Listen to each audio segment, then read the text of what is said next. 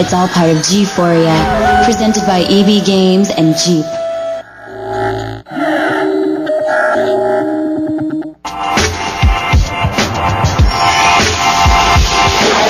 Coming up next, the Screensavers, followed by Players at 8 and Sweat at 8:30. Coming up tonight... Introducing Valerie, the first storytelling robotic receptionist. Plus, optimize your PC by tweaking the BIOS. And frag a screensaver in today's LAN party. Live from the Tech TV studios in San Francisco, it's the Screensavers.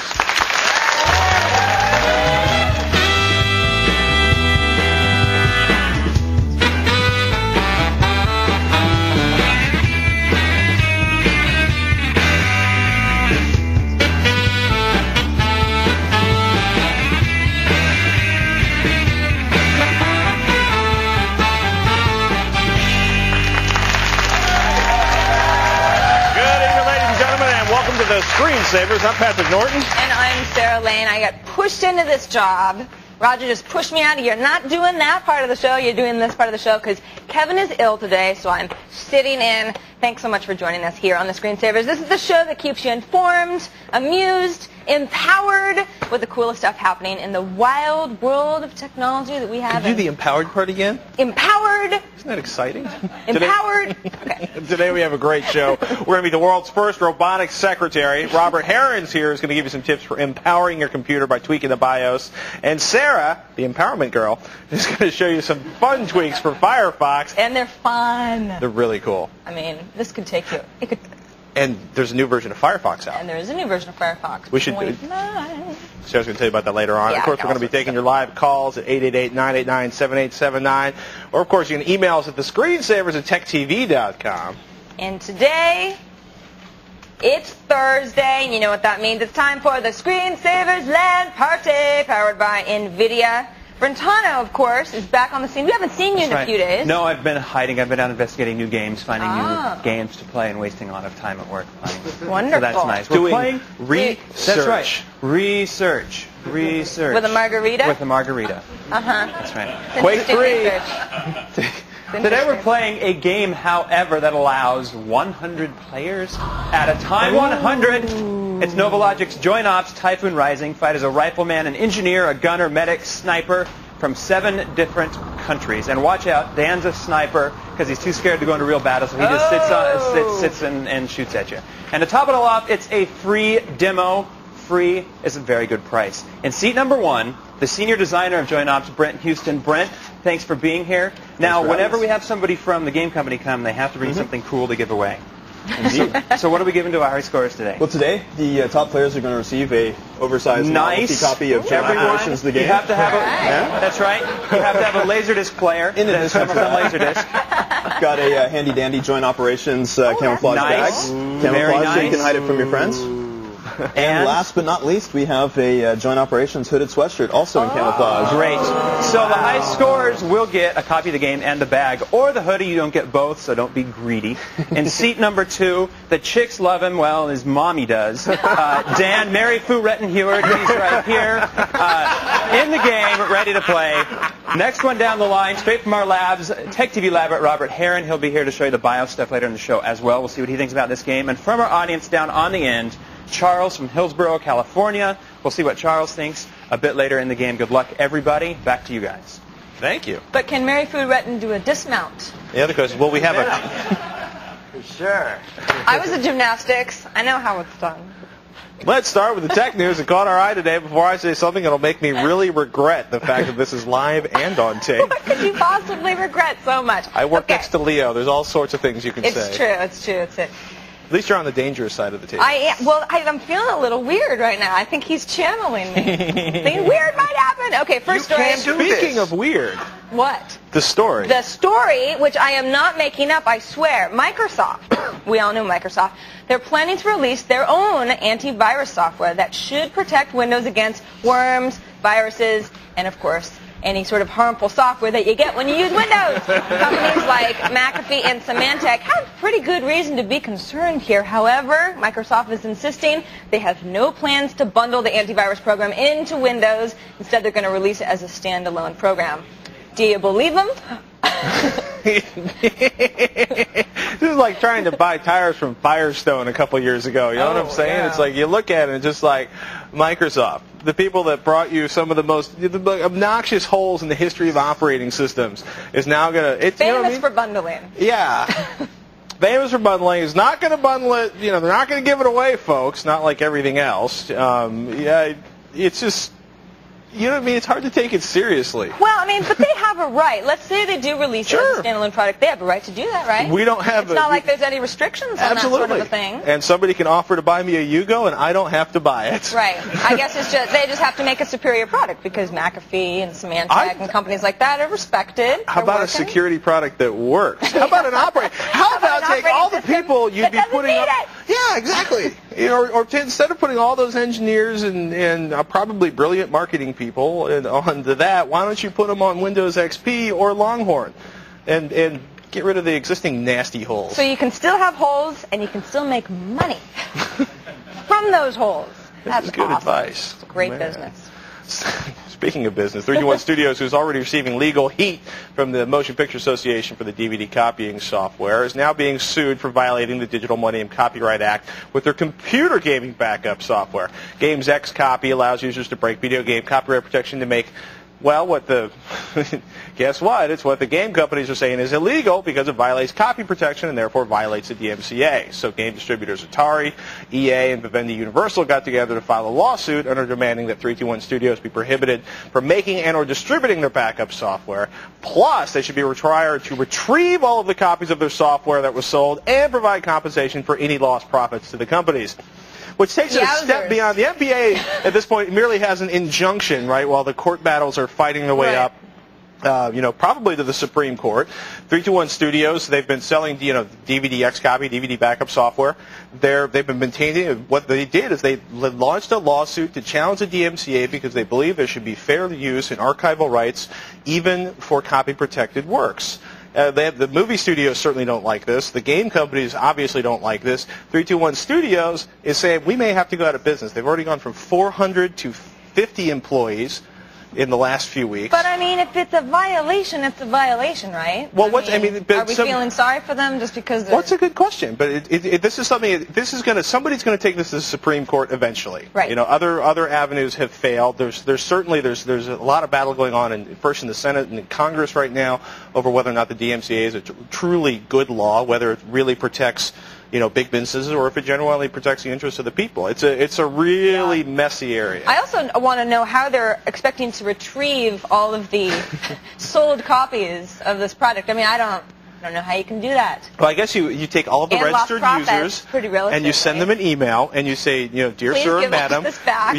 Enclosed is there's like a shipping label and a box and a form where you can check off how many copies of every game you made and who you gave them to. So you're not buying this. I don't know. I think they're kind of screwed, actually. Yeah, it's messy. Ugly times for 321 Studios coming up. 321 Studios. We will be following that story as it unfolds. Absolutely. Yesterday, we reported that several major websites, including Google and Yahoo, experienced outages on Tuesday due to a denial of service attack launched against Akamai Technologies. For those of you who don't know, Akamai caches and serves web pages and resolves domain names when you visit their client sites. Well, Akamai has discovered the culprit was a network of zombie PCs called a bot network. A bot network is the result of a malicious program that takes advantage of a user's home PC and allows a hacker to gain control of a machine via a backdoor. So, are we to believe now that it was sort of people like you and me unwittingly contributing to bringing down the very pages that they want to go look at? I mean, you and I, we run security software, we run antivirus software, so maybe not we you run and me. spybot software. But basically what they're saying is like, hey, people who don't maintain secure systems,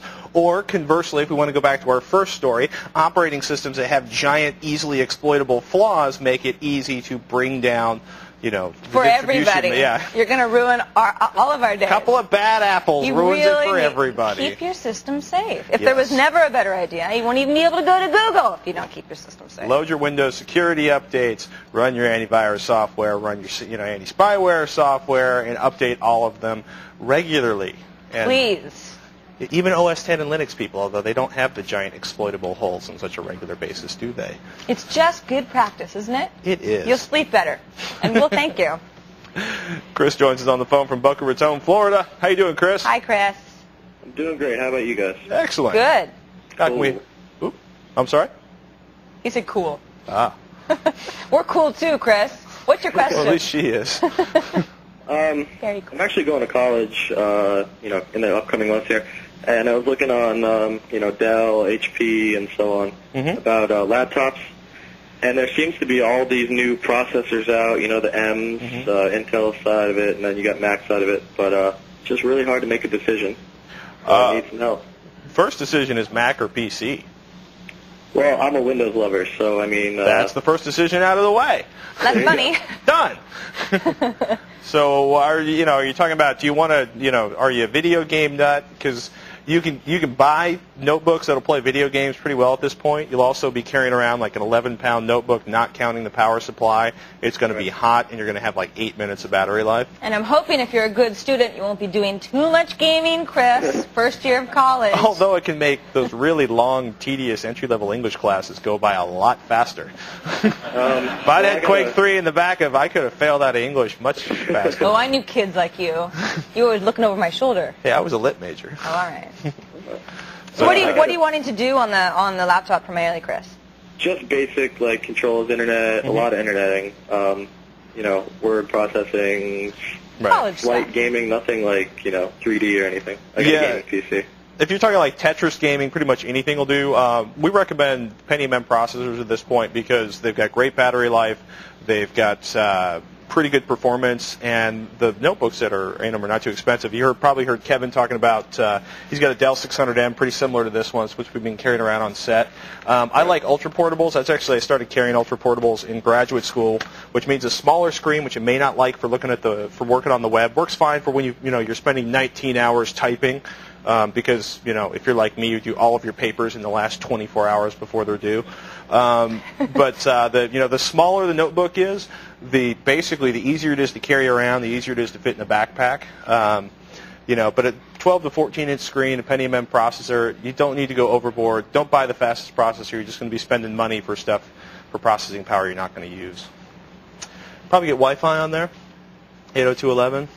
Anything we're missing? CD burner? Yeah, I mean, DVD burner? Sounds like he's writing some papers, doing some research. Yeah, I mean, if you've got the money. Yeah. Dell's good. HP, I'm not as big a fan of their notebooks, but Dell makes really great notebooks, and IBM makes really great notebooks. Sometimes when we talk about college stuff, I just get this pain, this ache, because I remember the cram sessions, and I think, oh, poor Chris, he's just starting.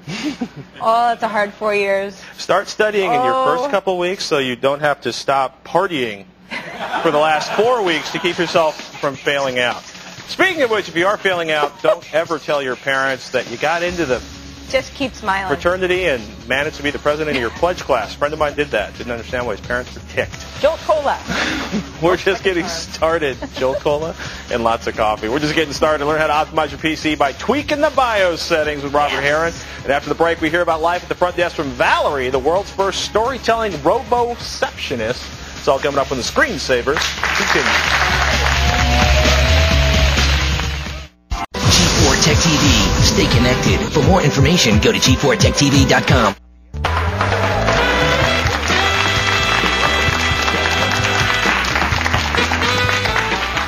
Her name is Valerie, and she's the first storytelling robotic receptionist. In a unique collaboration, she was actually created by Carnegie Mellon's Robotics Institute and the School of Drama. Joining us via satellite now from Pittsburgh, Pennsylvania is Reed Simmons, research professor at the Robotics Institute at Carnegie Mellon School of Computer Science, to tell us more. I'm interested. Hi, Reed. Welcome to the show. Hi. Thank you very much.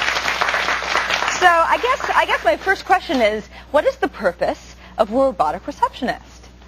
Well, what we're trying to do is look at how people interact with robots, especially autonomous robots that are familiar in the environment. So not something you'd meet once in a lifetime, but something every day you come in, you meet it, you greet it, you might want to interact with it. And the real question is, what makes a robot interesting to people in those situations? Yeah, in a familiar kind of a setting. So how does Valerie interact with people in a day-to-day type environment? Well, Valerie really has two functions. One is a more practical function where you can ask her where people are located in the building and she'll give you directions. She also talks about the weather. But the main thing that keeps people coming back is that she talks about, she has stories that she can talk about. So she tells facets of her life, and that changes over time. So every week when you come back, you find out a little more about her. And that's where the drama people came in. They basically wrote it as a soap opera. So this past year, there was segments about her singing career and how it started taking off, and then she found out that people really just looked at her as a freak, and it really depressed her for a while. So she went through a couple weeks in which she was really sad. And it was interesting that people actually realized that just from the look of it on her face. And they would ask her why she was sad, and she would tell them about what had happened in the last week.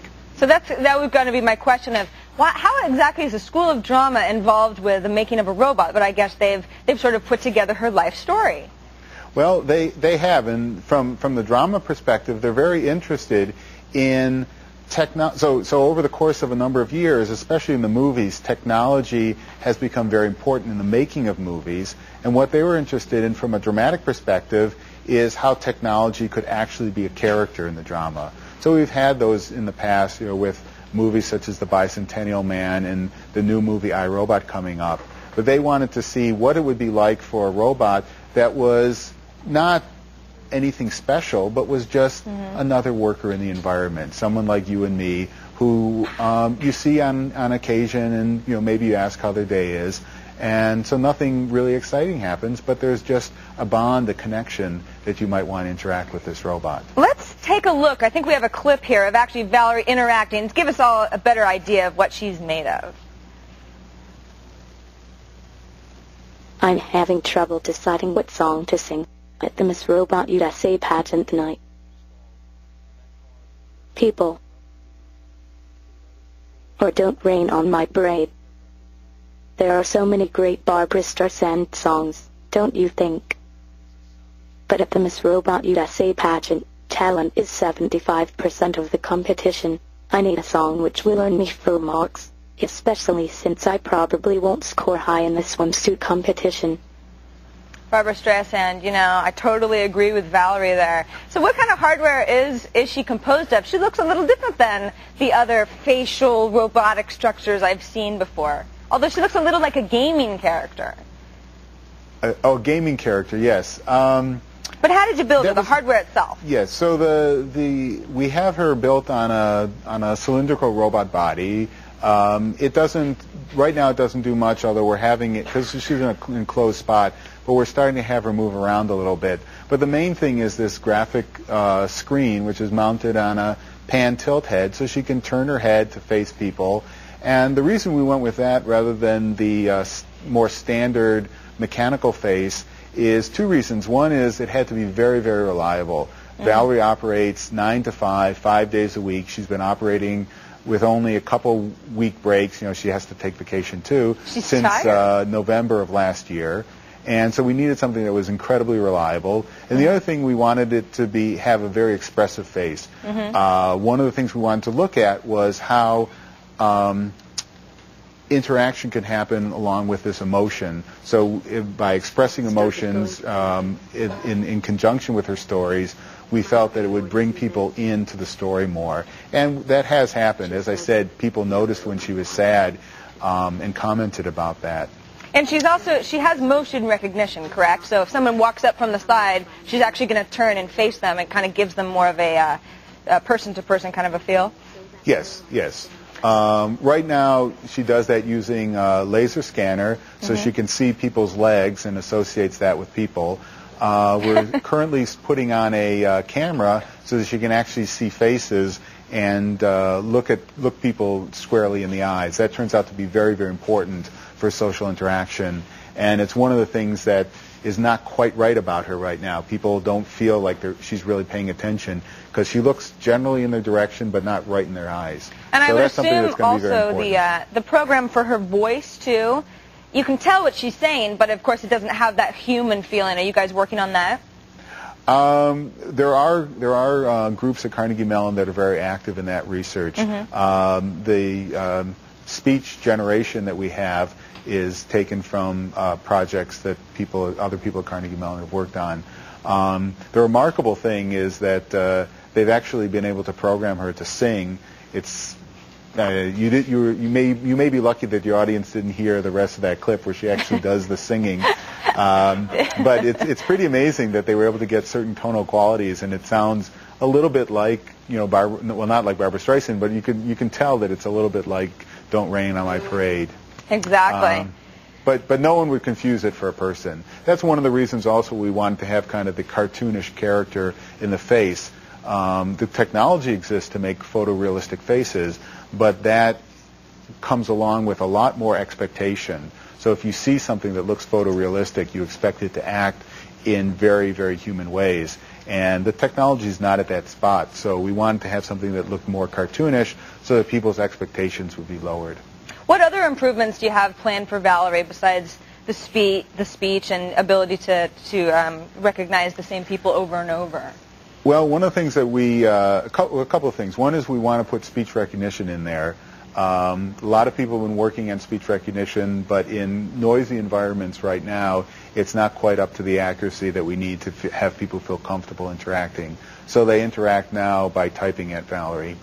We want to also, as you said, be able to recognize people who return and be able to have Valerie interact with people differently depending on their past interactions. So a lot of people come up and are rude to her. Well, if she notices those people coming up again, she should just ignore them or be rude back to them before they even start talking to her. That's right. Don't even give them the time of day. That's right. That's right. But her friends, the ones who are interested, you know, if they always ask about her, how's her singing career going, she should be able to recognize them, come up, and sing them a song before they even start asking a question. So we want to be able to personalize the interaction, and as you interact with her more, she learns more about your interests and is able to interact with you in very, very personal ways. Well, it's an amazing project you guys have going. Certainly very unique, one of a kind. The site where you can find out more about her exploits is roboceptionist.com. We've got video clips there, photos, behind-the-scenes information, her life story that Reed had told us about earlier. Reed Simmons via satellite from Pittsburgh, Pennsylvania. Thank you so much for joining us. Thank you very much. It's been a pleasure. Really awesome. Roboceptionist. Who would have thought? Still to come, we're going to check in on the action of our LAN party. And up next, make your computer run at its full potential by telling this little chip on your motherboard exactly what to do. It's BIOS fun when the screensavers continue.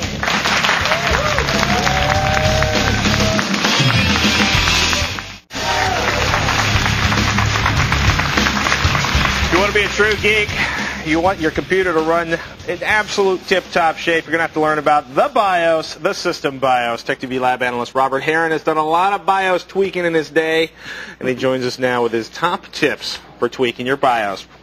Hey, welcome back, Robert. How you doing? And we should point out, for those of you who don't really know what the BIOS is, it's it's basically the operating system for your motherboard. And if you're looking, always look for the little tiny shiny chip. Can we see the little? Somewhere there's going to be a horrible sticker like that on your computer, probably on a much smaller chip than this, and underneath that is the chip that contains your BIOS. That is the chip that contains the BIOS. That's memory. Underneath the sticker. Yeah, underneath the sticker, yeah. There you go.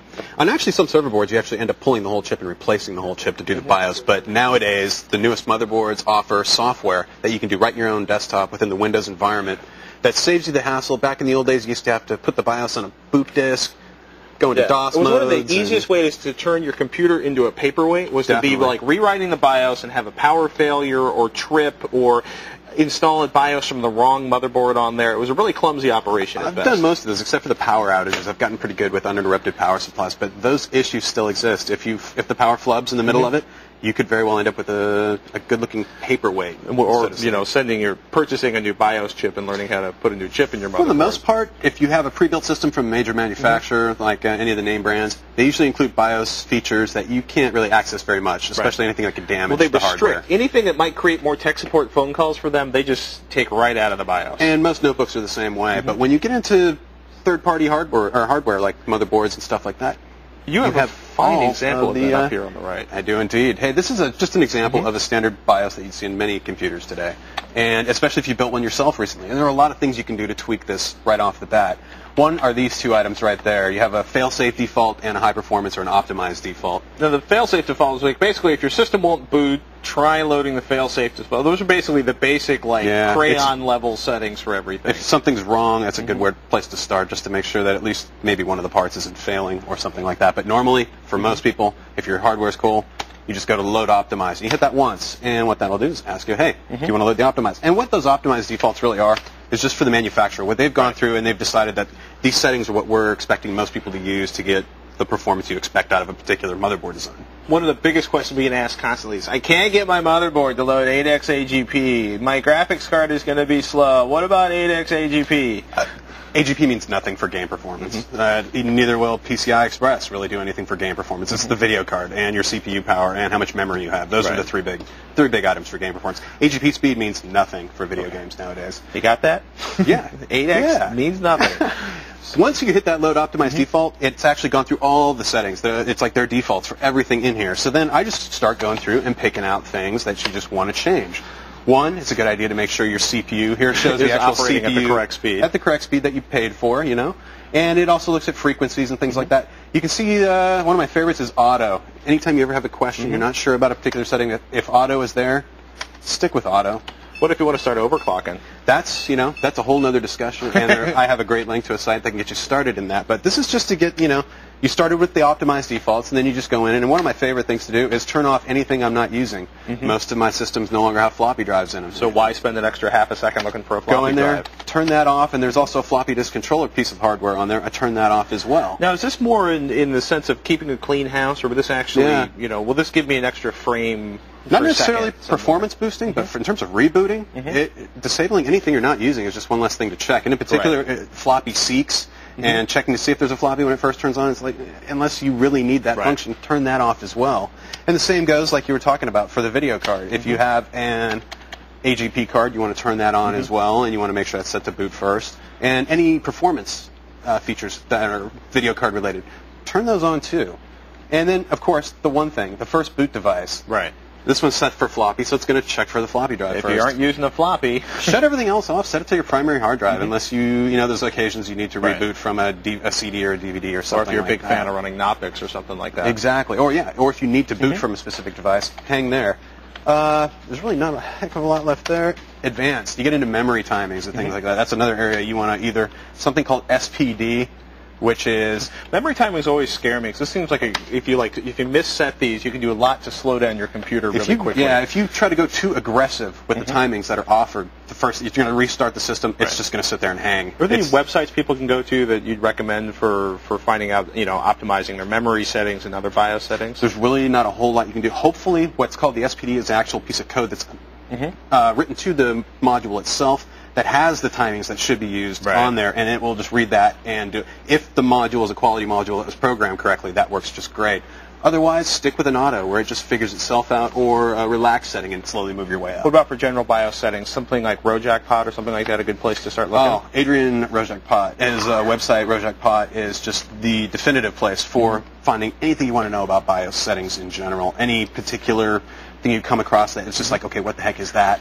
He's written it in English in a way you can understand it, and it's very clear and concise, plus a recommended setting. One last question before we go. When should you be updating your BIOS? Should you update your BIOS every time there's an update from the manufacturer? No, not at all, because I'll be honest with you, sometimes, especially early in the product cycle, they will make mistakes, and things get fixed along the way. So I'd say as soon as you get your motherboard, especially if it's a brand new design, check the website. Odds are, since it first came out, there's been one or two updates that probably fix something pretty important. That's a great time to do it. But basically read to see what it's fixing. If it doesn't impact you, don't worry about it. Don't feel you have to just because it's sitting there, because it is a risky maneuver when you do things like that. Speaking of which, over the break, I'm going to use a web interface to download and then double-click and reinstall the BIOS on this system. The best way to do it. No more floppies. One click. And tools like this, all the new motherboards offer it. Have the tools. It is awesome. It'll check your drivers, your BIOS. It'll do it from within Windows. Usually backs it up for you. A very safe way to do it and a lot easier. Ladies and gentlemen, Robert knows his BIOS. Thank you, Live on this, Robert Heron. Thank you, sir. Ladies and gentlemen, he's written an awesome article. You definitely want to check this out if you haven't been up on the new website. This is an amazing amount of information for tuning your system for ultimate performance. It's at the show notes at thescreensavers.com, which you'll have to go from thescreensavers.com to the show site to get to thescreensavers.com. So if you go to g4techtv.com/screensavers, then you'll get to the page with the men's article. Don't go anywhere. Sarah makes your favorite web browser, Firefox, even better with some quick downloads. And after the break, who's owning and who's getting owned in the LAN party? We're going to find out.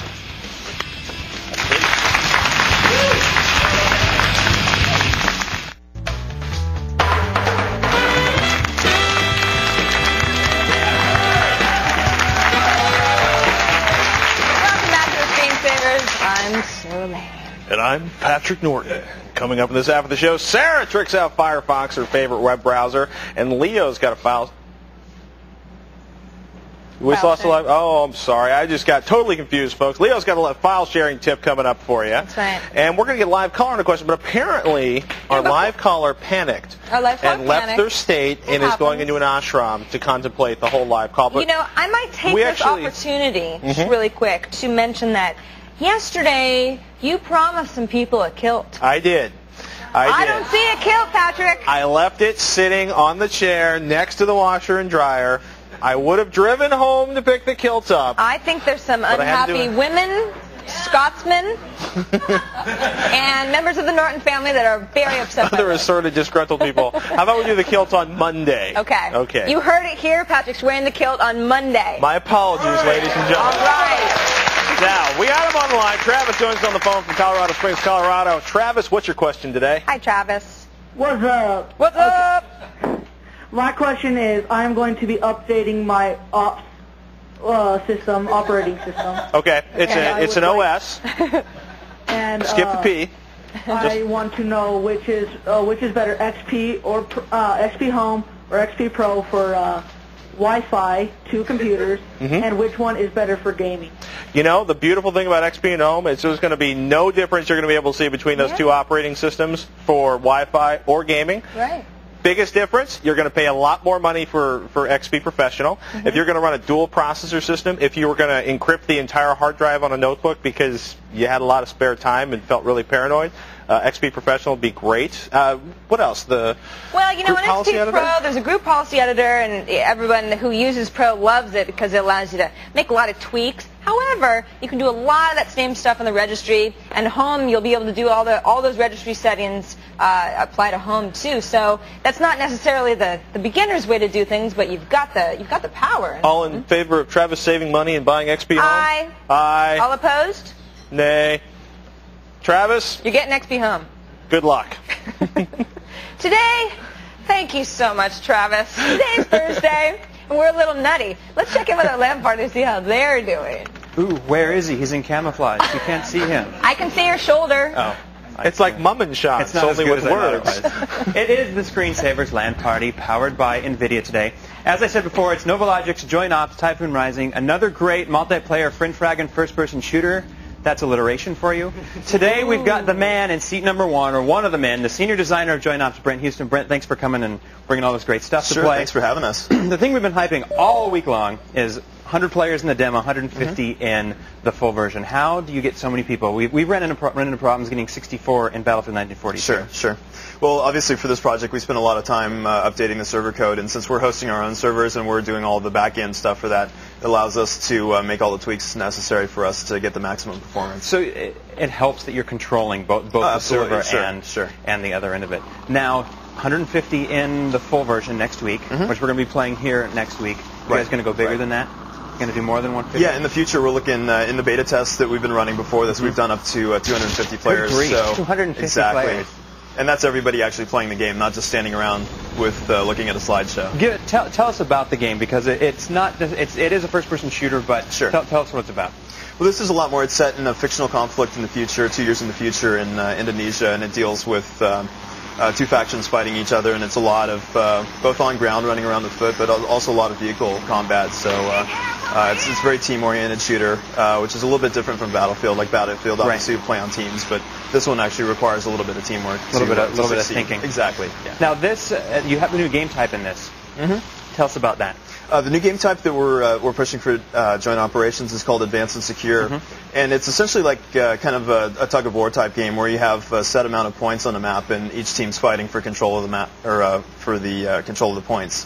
And essentially, you need to outnumber the enemy in the zone in order to gain control of that, and then that kind of goes along where you keep pushing forward until one team controls all the points and then you win the map. So as a comparison, it's like Battlefield and Onslaught and Unreal, and Right. but you're going in. You have to go in a certain order on the points. Exactly. And we have a lot of flexibility as far as how we set it up, so we can really change the gameplay based on how the map's set How are you up. doing in the game today? So. The first game I was doing a lot better than the second game. Second game. Apparently, we have some experienced players out there. One or Keep two. trying to kill Brent. Get back in the game. We'll see how you do a bit later. All right. We have Dan, Mary Fouret, and Heward. Dan, how do you like the game? The game is awesome. I've never been in an environment where there's like 70 players right now. Nice. Just shooting at us. It's amazing. And that means you die 70 times as much, though, right? Exactly. People are really good. I'm really surprised. The game's only been out for a very short time. Yeah, just this new multiplayer.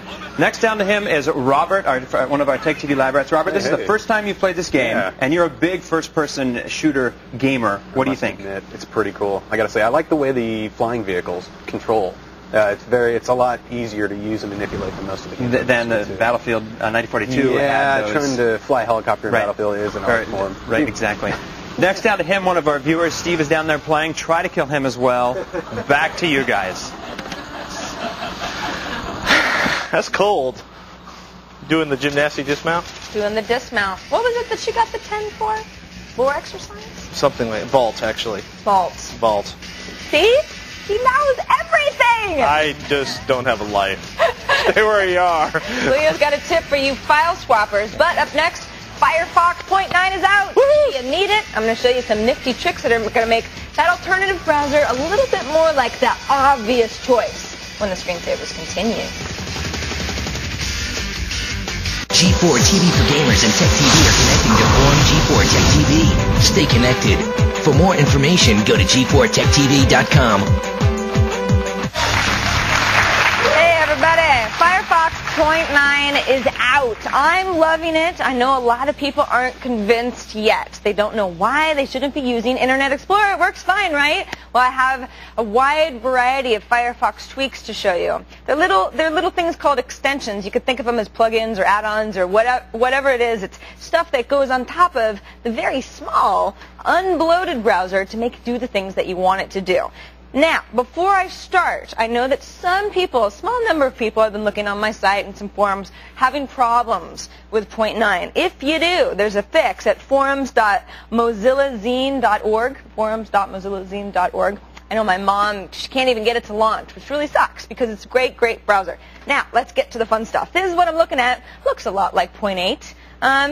The icons have changed a little bit, but you will notice that underneath my navigation bar, I've got not just the Google bar that's on the right side of the navigation bar. I have the full-on Google toolbar, like the one that you see in IE, give or take an icon change or two. It's all the good stuff. You have full features. This is great. This is one of the extensions that I downloaded from mozilla.org/Firefox/extensions, I think it is. That's great. I mean, the Google toolbar is something that I love in IE. Something about this right-hand side guy always kind of bothered me, and it didn't have as many options. So you've got your Google toolbar, and you can be happy.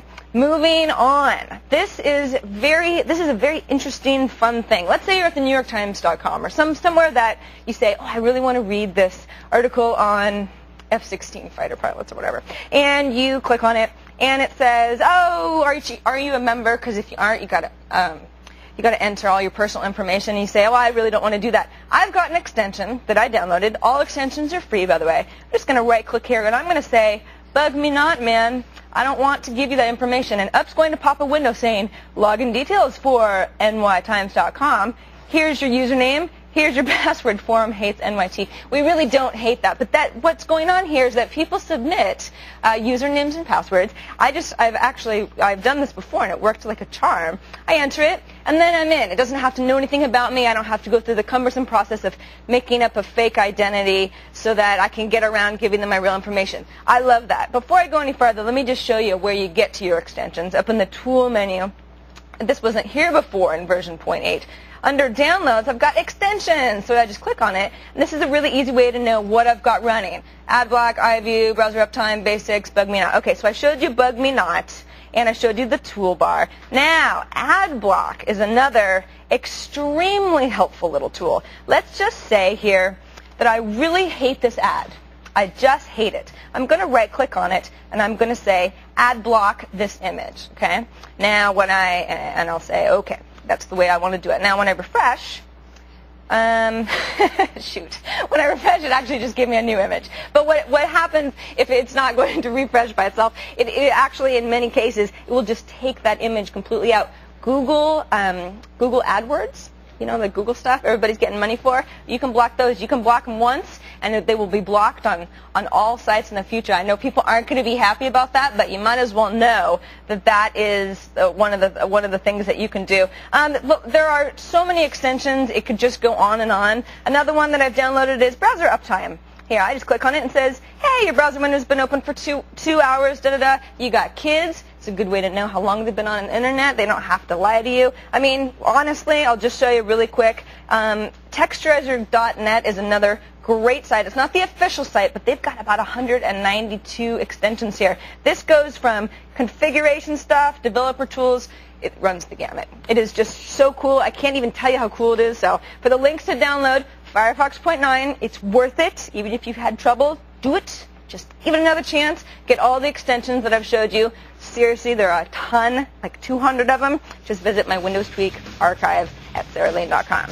Now, let's check in with Dan for info about our next Digital Digs Roadshow appearance that he's going to. Thank you, Sarah. If you haven't heard yet, the G4 Tech TV Digital Digs Roadshow is headed to Moorestown, New Jersey. It's happening this weekend. So come on out, meet Yoshi and myself on Saturday, June 19th from 11 a.m. to 7 p.m. and Sunday, June 20th from noon to 5. This is all happening at the Moorestown Mall. So for more information on this roadshow and future ones, go to g4techtv.com/digitaldigs. Now, coming up after the break, Leo's got a little file sharing tip for you, so don't miss it. It's all coming right up. Folks, G4ya is coming to a theater near you. It's the Word Show for Gamers. It's coming August 6th. And it kicks off with a half-hour pre-show at 7:30 p.m. Eastern Time. Don't forget to cast your vote for your favorite games at g4techtv.com/G-4ya. G4ya is presented by EV Games and Jeep. Stay tuned. Stay right where you are because... Next up, we're going to check our inbox to see what's on your mind. Well, the screensavers continue. G4 TV for Gamers and Tech TV are connecting to Forum G4 Tech TV. Stay connected. For more information, go to g4techtv.com.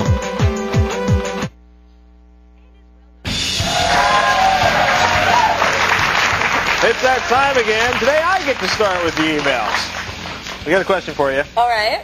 How can I delete, we're going to leave this guy's name out since he may be trying to hide stuff from his family. How can I delete where I have been on the internet or his parents so that no one can see where I have been? Or the girlfriend. Yes. I get this question a lot. I mean, obviously, delete your cookies, delete your history at all times, every time you go anywhere, because that's all going to live. But even if you do delete that stuff, I did a tip a while back. Index.dat files. Everybody has them in Windows. They will keep storing that information even after you delete everything. You've got to delete those. The gift that keeps on incriminating. The gift that keeps on giving. And there's an article, an old article of mine, I guess. It'll be up on G4 Tech TV very soon. Yeah.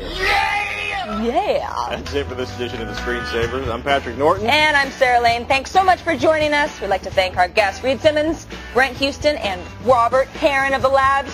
See you next time. Props to everybody in the